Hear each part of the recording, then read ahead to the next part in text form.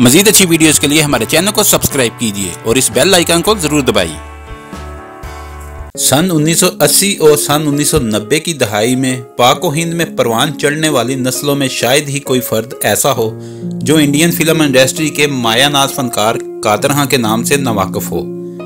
300 से जायद फिल्मों में अदाकारी और 200 फिल्मों में मुकालमा नगारी का जादू जगाने वाले कादर खां अपनी ज़ात में एक पूरी अकेडमी थे। उन्होंने न सिर्फ अदाकारी बल्कि मुकालमा नगारी और स्क्रिप्ट राइटिंग में भी अपने हुनर का लोहा मनवाया।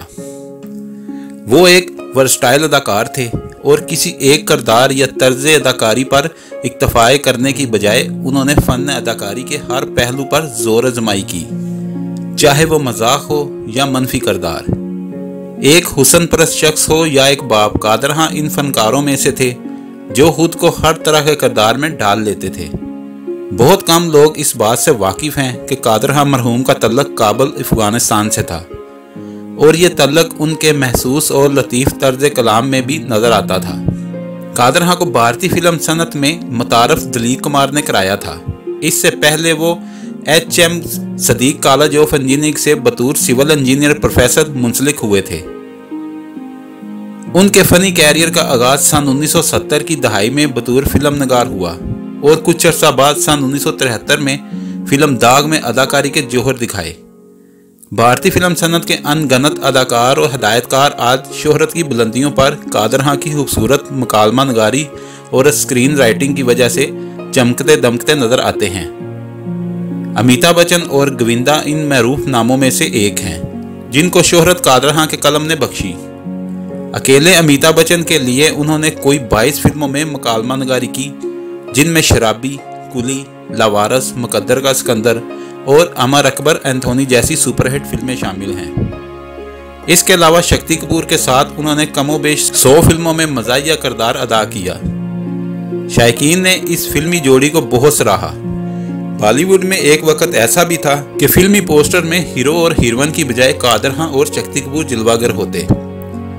अपने फन की बदौलत उन्होंने ये साबित किया कि फिल्मों की कामयाबी के लिए महज हीरो और हीरोइन का होना ज़रूरी नहीं, बल्कि एक अच्छा फनकार होना भी ज़रूरी है।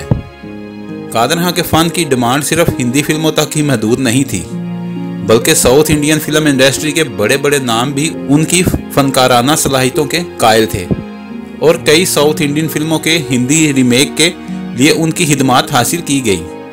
कहा जाता है कि वो सिर्फ असल फिल्म का तर्जमा ही नहीं करते थे, बल्कि उन्हें महसूस इलाकाई सकाफत, सियाक और सबाक में भी इस तरह ढाल देते थे कि उन फिल्मों पर कहीं भी रीमेक होने का गुमान नहीं होता।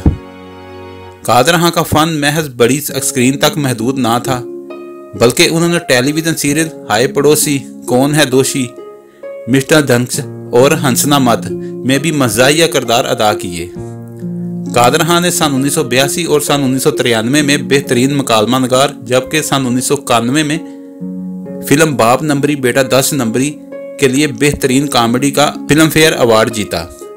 इसके अलावा सन 1984 से सन 1991 तक वो फिल्म फेयर अवार्ड्स में मुख्तलिफ फिल्मों के लिए बतौर बेहतरीन कॉमेडी 9 बार नामजद हुए। हिंदुस्तान में मुस्लिम कम्युनिटी के लिए उनकी ग्रां कदर खिदमात को तस्लीम किया। एक ज़माना था कि भारतीय फिल्मी सनत में कादर खां के नाम का सिक्का चलता था। हर दूसरी फिल्म में उनका नाम बतौर अदाकार या फिर मुकालमा नगार मौजूद होता था और यही नाम फिल्म की कामयाबी की जमानत भी समझा जाता था। जैसे जैसे वक्त गुजरता गया, फिल्मी सनत का मियार भी तब्दील होता गया। नए चेहरे, नए अंदाज और शायकीन की बदलती तरजीहात के बीच इंडियन शोबिस के इस अनमोल हीरे की चमक जमाने की धूल में मांद पड़ गई। उन्हें आखिरी बार सन 2015 में फिल्म तेवर में देखा गया और इसके बाद कादर खां ने एक गैर मरूफ फिल्मी मस्ती नहीं सस्ती में काम किया। एक जमाना था कि भारतीय फिल्मी सनत में कादर खां के नाम का सिक्का चलता था। क्या कादर खां ने फिल्मी सनत से किनारा कशी तैयार कर ली थी? हरगिज नहीं। उन्होंने अपनी जिंदगी का एक बड़ा हिस्सा फिल्म इंडस्ट्री को बेहतरीन कमर्शियल फिल्मों देने में सर्व किया। वो अपनी जिंदगी के आखिरी अयाम तक फिल्मी सनत के गिरते मेयार से नलां थे।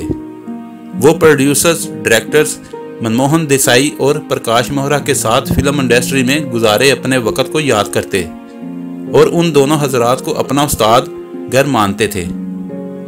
कादर खां के मुताबिक मनमोहन देसाई और प्रकाश मेहरा के चले जाने के बाद इंडियन फिल्म इंडस्ट्री ने आहिस्ता आहिस्ता अपना मेयार खोना शुरू कर दिया।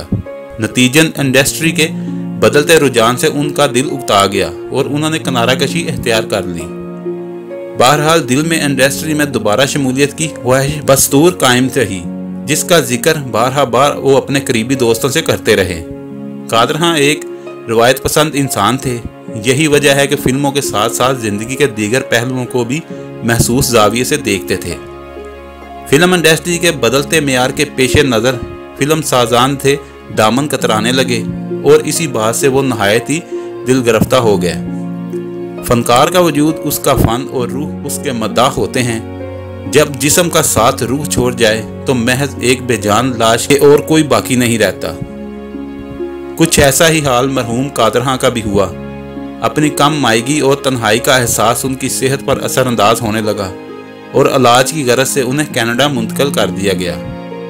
उन्होंने अपनी ज़िंदगी के आखिरी अयाम गुजारे। 31 दिसंबर सन 2018 को इंडियन फिल्म इंडस्ट्री की किताब का एक और अहम और मरूफ बाब हमेशा के लिए बंद हो गया। फिल्म इंडस्ट्री के बदलते मेयार के पेश नज़र फिल्म साज उनसे दामन कतराने लगे। कादर खान की ज़िंदगी का एक और पहलू जो उनके मद्दाहों की नज़र से ओझल रहा वो ये कि मरहूम कुरान के स्कॉलर भी थे। उन्हें ये तरबियत और रुझान अपने वालिद से विरासत में मिला, जो खुद एक इस्लामी स्कॉलर थे। कादर खान की यह ख्वाहिश थी कि उर्दू और हिंदी ज़बान का ऐसा इदारा कायम हो जहाँ तलबा कुरानी तालीमात को समझ सकें। ज़माने की सितमगिरी के उनकी वफ़ात के बाद पाकिस्तान और हिंदुस्तान दोनों ही ममालिक मरहूम कादर खान को अपने मुल्क से मंसूब करने की कोशिश कर रहे हैं, लेकिन अफसोस कि उनकी ज़िंदगी में उन्हें एक ख्वाब की तरह बुला दिया गया।